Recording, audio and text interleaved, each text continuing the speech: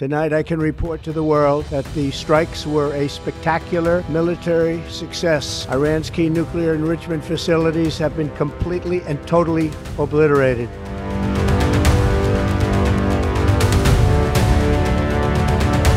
22 जून 2025 की सुबह मध्य पूर्व के लिए एक निर्णायक पल लेकर आई।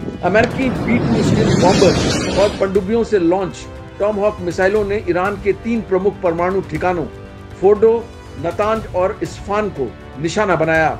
Massive precision strikes on the 3 key nuclear facilities in the Iranian regime, Fordo, Natanz, and Isfahan.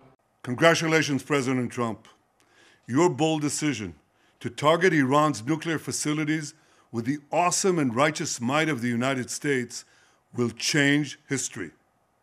In Operation Rising Lion, Israel has done truly amazing things.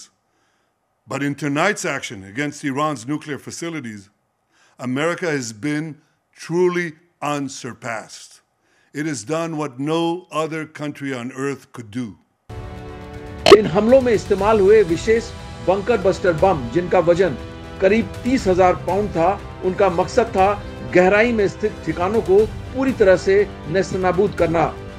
राष्ट्रपति डोनाल्ड ट्रंप ने इस हमले को स्पेक्टेकुलर मिलिट्री सक्सेस बताया। उन्होंने स्पष्ट रूप से कहा कि परमाणु सुविधाओं को पूरी तरह तबाह कर दिया गया है।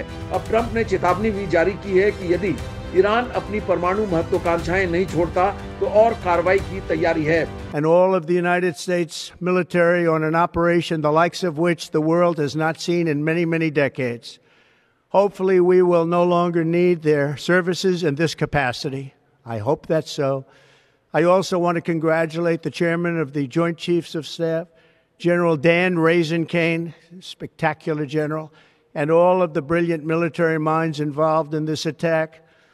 With all of that being said, this cannot continue. There will be either peace or there will be tragedy for Iran far greater than we have witnessed over the last 8 days.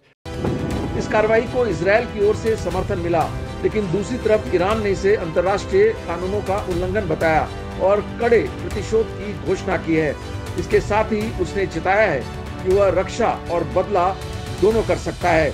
America में इस हमले को लेकर राजनीतिक मतभेद सामने आए हैं। रिपब्लिकन इसे जरूरी बताते हैं, लेकिन डेमोक्रेट्स ने कहा है कि यह कार्रवाई बिना कांग्रेस की मंजूरी के वॉर पावर एक्ट का उल्लंघन कर सकती है। संयुक्त राष्ट्र और G7 देशों ने सभी पक्षों से संयम बरतने का आग्रह किया है। विशेषज्ञों का कहना है कि इस हमले से ग्लोबल तेल मार्केट में अस्थिरता बढ़ सकती है, साथ ही मध्य पूर्व में तनाव बढ़ने की संभावना है। अब तक रेडिएशन लीक की कोई रिपोर्ट नहीं आई है, लेकिन भू राजनीतिक प्रभाव शुरू हो चुका है।